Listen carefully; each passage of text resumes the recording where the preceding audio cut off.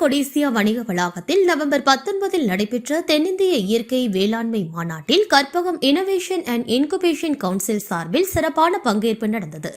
இந்த மாநாட்டை பிரதமர் நரேந்திர மோடி தொடங்கி வைத்தது குறிப்பிடத்தக்கது. அரங்கில் அமைக்கப்பட்ட ஸ்டால்களில் KAIC சார்பில் இயற்கை வேளாண்மை, புதுமை மற்றும் தொழில்துறை மேம்பாட்டை முன்னெடுத்த பல்வேறு தயாரிப்புகள், தொழில்நுட்பங்கள் மற்றும் புதுமை முயற்சிகள் காட்சிப்படுத்தப்பட்டன. விவசாய சமூகத்திற்கு பயன்படும் பல தீர்வுகளை முன்னெடுத்து வரும் KAIC இன்குபேட்டர்கள் தங்களது முயற்சிகளை விவரித்து கவனம் பெற்றன. இந்த நிலையில் தமிழக ஆளுநர் RN ரவி ஸ்டால்களை பார்வையிட்டு KAIC இன்குபேட்டர்களுடன் உரையாடினார்.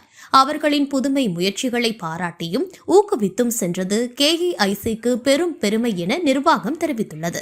கோவையில் நடைபெற்ற இந்த மாநாட்டில் பங்கேற்பது இயற்கை வேளாண்மையும் நிலைத்த தொழில் புத்தாக்கத்தையும் இணைக்கும் KAIC முயற்சிகளுக்கு முக்கிய கட்டமாக அமைந்துள்ளதாகவும் நிர்வாகம் குறிப்பிட்டுள்ளது.